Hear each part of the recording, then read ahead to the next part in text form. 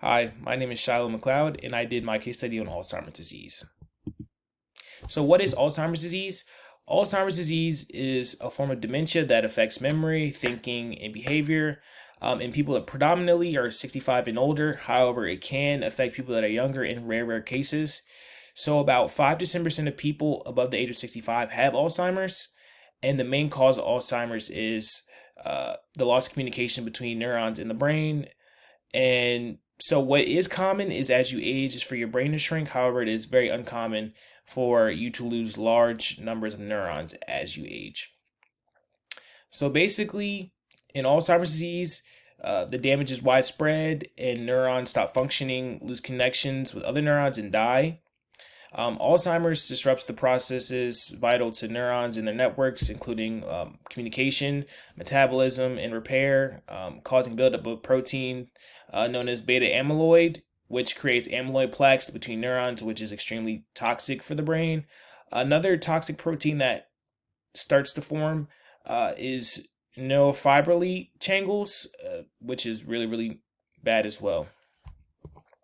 So, what is the role of neurons? Neurons are the nerve cells or neurotransmitters that send messages all over your body to allow you to do everything from breathing, talking, walking, any function of life, pretty much. So, neurons are made up of a cell body, an axon, which is what sends the messages throughout the body, and then the dendrite is what receives messages back. So here is the patterns of Alzheimer's disease. So on the left is a normal brain, and on the right is a brain with amyloid plaques and dead neurons. And then another picture that I have to the right is a healthy brain versus severe Alzheimer's brain. As I said before, it is normal for your brain to shrink, but it's not normal to shrink that much. And then also in this picture on the right, with the brain with amyloid plaques and dead neurons, you can kind of see that it has a discoloration to it as well. Compared to the normal brain. So, genetics of Alzheimer's disease. In most cases, Alzheimer's does not have a single genetic cause for the disease. It is typically influenced by multiple genes in combination with lifestyle and environmental factors. People who develop it usually does not have anything to do with their family history. So, the main gene that is influences the risk is apolipoprotein E. This gene helps carry cholesterol and other types of fat in the bloodstream. Problems with this gene contribute to development of Alzheimer's, which is to be noted because amyloid protein is a protein, and it's something that is really crucial for the toxicity that happens in the brain between the neurons. So the three rare genetic variants that cause the disease are amyloid precursor protein, presenilin 1 and 2. This is because there are changes in the result of the production of abnormal proteins in the brain. So here is the progression of Alzheimer's disease. So it begins with a mild cognitive impairment. So this is when the disease begins in the medial temporal lobe, and this will show symptoms of short-term memory loss. And then you'll get to mild Alzheimer's, which is when it spreads to the lateral temporal and parietal lobes. Then you'll get to the moderate Alzheimer's, which is when the disease spreads to the frontal lobe and you start to have poor judgment, impulsivity, short attention span. And then we are going to get to the severe Alzheimer's, and this is when the disease spreads to the occipital lobe and you start having visual issues. So symptoms of Alzheimer's disease, they include memory loss, difficulty with problem solving, issues with speech and reading, and then misplacing items. So misplacing items can be from, you think you put it down on the counter and, you actually put it in the freezer, simple things like that. Wandering and agitation, that is also a very big sign, because a lot of time people are kind of like unaware where they are. They don't really know what's going on. They don't know what time it is, things of that nature. Inability to recognize family and friends. You'll start to think that your spouse are your kids, or your kids are your spouse. And then finally, you can no longer care for yourself. So basically what that means is, you can't do the normal functioning parts of life, like, use the bathroom on your own or wash yourself. So diagnosis of Alzheimer's disease. So this is the progressive deterioration of cognitive function. So typically you would see your primary care or a specialist, and they would conduct tests of memory, problem solving, and language.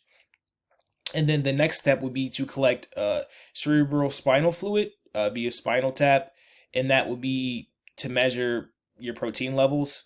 And then next, after that, you would typically perform a brain scan, a CT or MRI, which is a very normal type of test that is used when wanting to inspect the brain and see what's going on.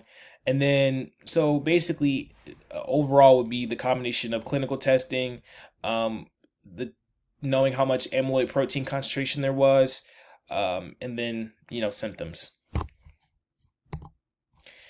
So next, we want to talk about the effect of Alzheimer's disease on exercise response. So basically, it was found that individuals with Alzheimer's disease demonstrate physiological responses to submaximal exercise effort that are not significantly different than individuals without Alzheimer's early on in the illness. So basically, what this means is when they completed an exercise test and they took oxygen uptake, heart rate, minute ventilation, and which is not listed right here on the right in the graphs, but RPE as well, it was determined, and as you can see in the graphs, that pretty much all of the data is very, very similar. People with Alzheimer's disease, which is in the white, is barely below people who don't have Alzheimer's disease. However, once they reached, extreme effort or like peak effort, this is when it became very apparent that there was a big difference, which you can see on the far right here. You see that there's a much bigger space in between people that are demented and people with Alzheimer's disease. And this is typically due to the fact that people who have Alzheimer's disease terminated their test sooner, which is typically due to cognitive capabilities. Okay, so next we're going to talk about management and medication. So there are no cure for Alzheimer's disease. There are two medicinal treatments focused on management of the disease, however. So there's anti-amyloid IV infusion therapy, which, as we know, amyloid protein is very, very bad and toxic for the brain. And then there's cholinesterase inhibitors, and this will be to prevent the breakdown of acetylcholine, a chemical messenger important in memory and learning. They support communication between nerve cells. And then finally, exercise is also another known way to improve brain health and function. So the side effects of the medications are nausea, vomiting, loss of appetite, headache, confusion, bowel issues, and dizziness.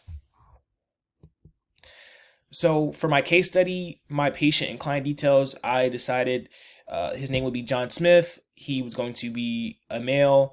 He would be age 67. His height is 5'10". His weight is 165. His BMI is pretty on par with normal at 25. His BP is also normal at 120/76. His cholesterol levels, his total cholesterol is 170. LDL 100, HDL 70. These are all within normal ranges. So basically, his medical history was no issues outside of Alzheimer's diagnosis. So risk. John falls into the moderate risk category for exercise due to his age and his diagnosis. His condition may affect his ability to follow exercise instructions due to cognitive issues and maintain steady participation in physical activity. So he may require a medical clearance from his primary care or specialist as his condition worsens. And this clearance should include evaluation of his overall health, cardiac function, and any specific considerations related to Alzheimer's disease. So goals, we want to create SMART goals for these individuals, specifically John. So we want to increase his independence, enhance his mobility, reduce his risk of falls, which is going to continue to happen as he loses cognitive function. And then we ultimately want to improve cognitive function, as we know that Alzheimer's disease is really, really good at taking that away from people. Okay, so for the exercise testing, it's said that most older adults do not require exercise tests prior to initiating moderate intensity physical activity programs. That's due because there is more likely a chance that people will have early test termination, which you really don't want. So if it was recommended that these tests be taken or be done, I would recommend that, for aerobic, we would do 6-minute walk tests. This is because it is widely used as an indicator of cardiorespiratory endurance. For resistance, I would do chair stands and arm curls so that you can test your lower body and upper body strength. Flexibility, back scratch tests, it makes it so they're not overextending their back or anything like that. And then we would do and it would be testing their upper body flexibility, and then we would do the chair sit and reach test so that they wouldn't have to overly exert again their lower back, and then their leg muscles as well. And then balance, we would do like a circle turns, and this will be to perturb their center of gravity and test stability. Okay, so the exercise prescription that I came up with, for aerobic, we want to have the frequency be 3 to 5 days, intensity light to moderate, and that's due to the exercise response that we found earlier on. So time 15 to 30 minutes per day. Type walking, stationary, cycling, kind of keep it on the lighter end. Resistance frequency 2 days per week. Intensity light to moderate, 30 to 60% of 1 RM. Time 20 to 30 minutes per day. Type weight bearing, calisthenics, stair climbing.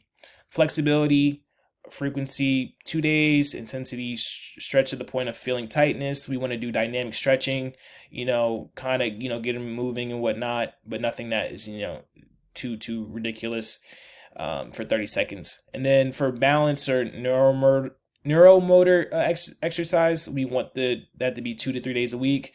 Intensity, we want it to be challenging but safe, and this includes things like standing on one leg with support, stepping over obstacles, heel to toe walking for 20 to 30 minutes a day. Okay, so for special considerations, all the intensity and time spent has been lowered from typical recommendations due to Alzheimer's disease patients having a lower response to maximal effort exercise testing. So basically, we know that once people hit their peak or like their maximal exercise capacity, they're going to drop off significantly.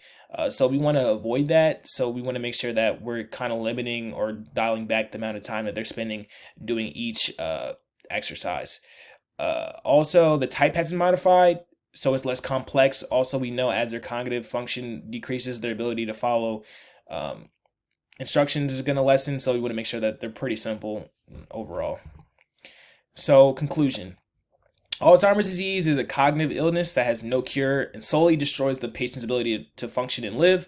However, with proper prescription of both exercise and medication, one can prolong their quality of life, especially in the early stages of the disease. And I got some pictures right here that I really kind of can feel and I like a lot. It's about just fighting Alzheimer's. It's really rough disease. But I had a really great time learning about it. And these are the rest of my resources. So thank you for listening. Have a good day.